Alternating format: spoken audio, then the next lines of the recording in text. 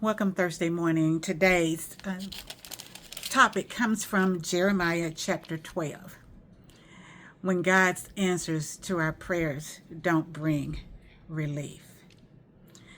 We're in the middle of sorrow, deep grief over the loss of a loved one, chronic or terminal illness. There's dysfunction in the family. We have prayed and prayed and prayed, but there's not reconciliation. It seems to be getting worse. We look at our nation, our government. We don't trust those who are in those positions of authority. And we're yet praying, God, I know you see. Jeremiah, known as the weeping prophet, was dedicated to obeying God's commands. He's merman just like us. And he had some moments when it's like, God, come on now. So, Jeremiah chapter 12, verse 1. Jeremiah says, Lord, you always give justice to me when I bring a case before you. So let me bring you this complaint. Lord, why are the wicked so prosperous and why are the evil people so happy? I know you've planted them and they have taken root though and prospered. Your name is on their lips, but you are far from their hearts. They may have head knowledge, but they don't have heart knowledge. They're calling out the name, but they don't really know the Lord. But as for me, Lord, you know my heart. You see me and you test my thoughts.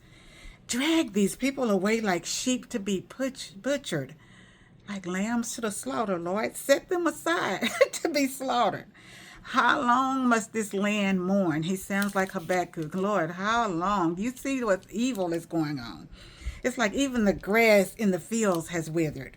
The wild animals and birds have disappeared because of the evil in the land. For the people have said, the Lord doesn't see what's ahead of us. And we know that's not true. All-seeing Lord, all-hearing Lord, the one whose presence is everywhere, knows all things. So here's the Lord's reply to Jeremiah. Jeremiah, if racing against mere men makes you tired, then how will you race against horses? I imagine stallions. Jeremiah, if you stumble and fall on open ground, smooth, flat ground, what will you do in the thickets near the Jordan?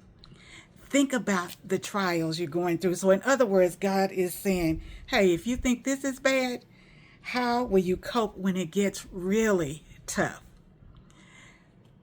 My answers won't always be easy, but I have called you to be faithful, to trust me, even when you can't see it, that I am still the way maker, that I am still the miracle worker, that I am still the promise keeper and the light in the darkness, even when you can't see it.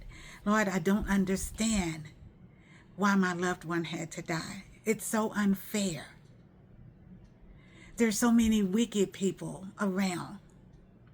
Yet you take the good ones.